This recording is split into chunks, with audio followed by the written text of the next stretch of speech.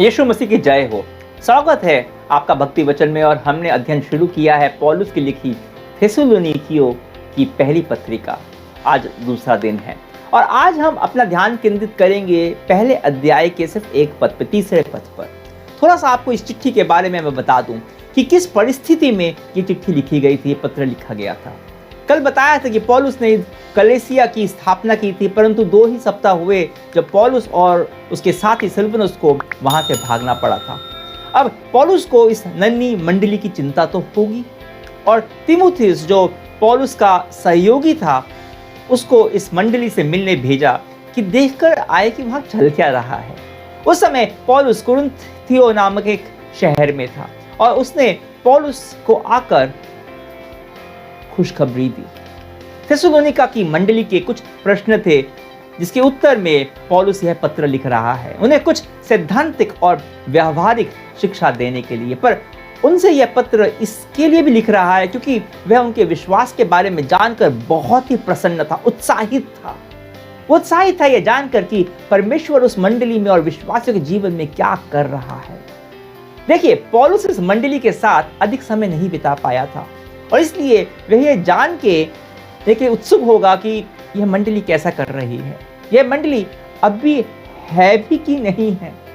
और इसलिए उसने तीमुथियुस को भेजा था और तीमुथियुस बढ़िया समाचार के साथ आया कि वहां की कलीसिया एक फलती फूलती कलीसिया, आगे बढ़ती हुई कलीसिया है। और इसी समाचार के उत्तर में पौलुस यह पत्र लिखता है उसकी प्रशंसा करते हुए कि उन्होंने यीशु मसीह को अपने जीवन में काम करने दिया। और पहली थिस्सलुनीकियों के पहले अध्याय का यह तीसरा पद बताता है कि यीशु ने उनके जीवन में क्या किया। पहली थिस्सलुनीकियों 1:3 में पौलुस लिखता है, हम हमेशा ही परमेश्वर हमारे पिता के सामने तुम्हारे विश्वास के काम, प्रेम का परिश्रम तथा हमारे प्रभु मसीह यीशु में तुम्हारी दृढ़ आशा को याद करते हैं। इस पंक्ति में हमें पता चलता है कि कैसे आप सही नींव पर अपने जीवन का निर्माण करते हो। यहां भी पौलुस इन 3 शब्दों का उपयोग करता है, प्रेम, विश्वास और आशा।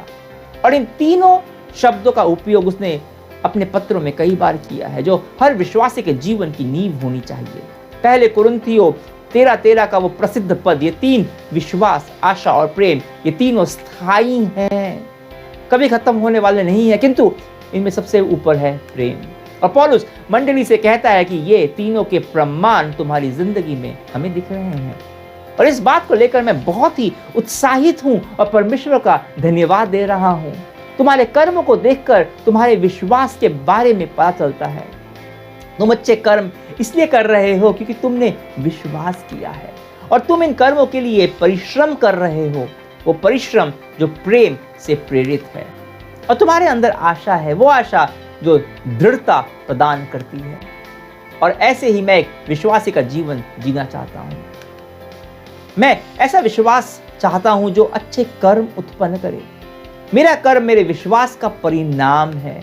अगर मेरा विश्वास मेरे व्यवहार, मेरे आचरण को नहीं बदल रहा है तो मेरा विश्वास दरअसल झूठा है, दिखावा है। और पौलुस यहाँ थिस्सलुनीका की मंडली के लिए कह रहा है कि तुमने जो यीशु मसीह पर विश्वास किया वह तुम्हारे कामों में, तुम्हारे कर्म में दिखाई पड़ रहा है। आपके कर्म, आपका व्यवहार, आपका आचरण विश्वास से प्रेरित है। मैं आपसे और अपने आप से पूछना चाहता हूँ, आप जो भी काम कर रहे हैं, मैं जो भी काम कर रहा हूँ, वो किस चीज से प्रेरित होता है? क्या वो इससे प्रेरित है कि आप क्या और कितना कमाएंगे? क्या इस बात से कि मेरे पास काबिलियत कौन सी है? कई बार हम वही काम करते हैं जो हमें काबिलियत होती है, उसके बाहर कुछ नहीं। या फिर लोग क्या बोलेंगे या क्या सोचेंगे मेरे काम के बारे में? पौलुस हमें यहाँ ये याद दिला रहा है कि सच्चे कर्म इन चीजों से प्रेरित नहीं हो, बल्कि वो हमारे यीशु मसीह पर विश्वास से प्रेरित हो। अब पैसा कमाना सही है, कोई बुरा नहीं है। अपनी काबिलियत का इस्तेमाल करना भी सही है। दूसरों की भावना को ध्यान रखना भी चाहिए, वो भी सही है।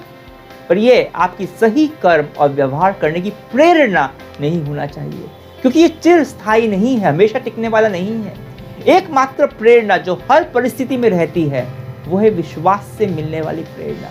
वही प्रेरणा आपसे हमेशा सही काम करवाएगी।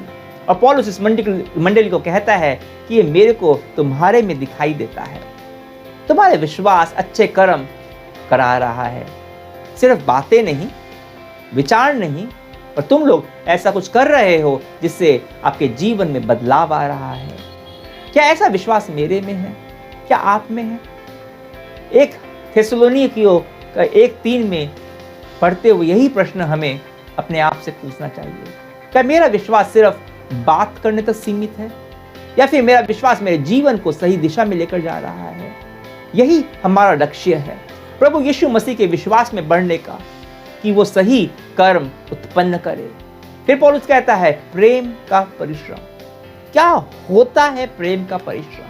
परिश्रम का जो यूनानी शब्द यहाँ पे उपयोग किया गया है, उसका अर्थ केवल वो परिश्रम नहीं है जो हम रोजमर्रा के काम में करते हैं, पर यहाँ इसका मतलब है अथक परिश्रम, जो आप कष्ट और दुख के साथ करते हैं, करते रहते हैं, और जैसे हर समय आपके दिल के ऊपर आपके ऊपर एक बोझ है। पौलुस कहता है प्रेम का परिश्रम, और यह हमें याद दिलाता है कि प्रेम कोई भावना नहीं है।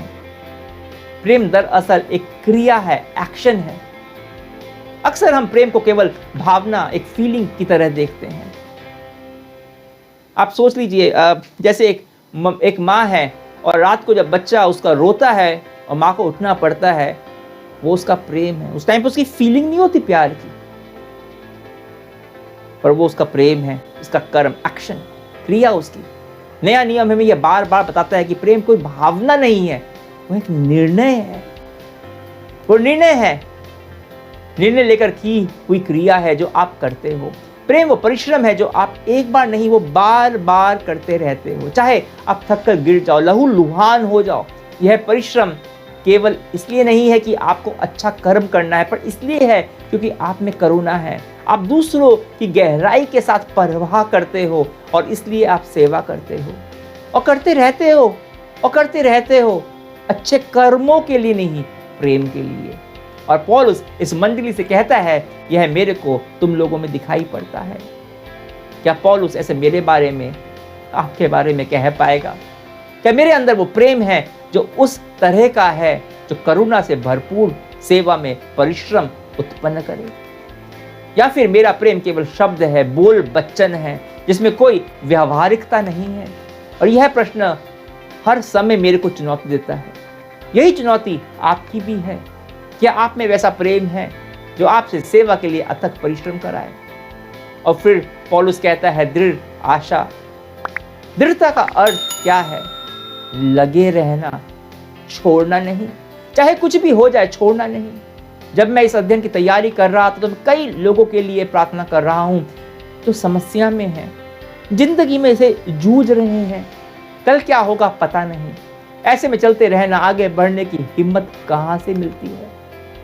हिम्मत आती है आशा से। आशा कि आज जो भी हो, कल उससे बेहतर होगा। अभी काली रात ही क्यों ना हो, पर सवेरा होगा और सूरज फिर से निकलेगा। और हमारी आशा परमेश्वर का राज्य है, वो अनंत जीवन, जहां ये समस्या नहीं होंगी, जहां बीमारियां, कष्ट, मृत्यु नहीं रहेगी। इस आशा का आधार सकारात्मक सोच, पॉजिटिव थिंकिंग बिल्कुल भी नहीं है। उसका आधार है परमेश्वर की प्रतिज्ञा। और यह आशा हमें सेवा में एक अच्छा जीवन जीने में दृढ़ता प्रदान करती है। यही आशा हमारे प्रभु में आगे बढ़ते रहने का, सारी सेवाओं को जो प्रभु ने हमें दी है, दूसरों के जीवन में अंतर पैदा करने का और उसे करते रहने की प्रेरणा देता है। यहाँ एक बड़ा प्रश्न है, क्या आप अपनी जिंदगी को उल्टा तो नहीं जी रहे हैं?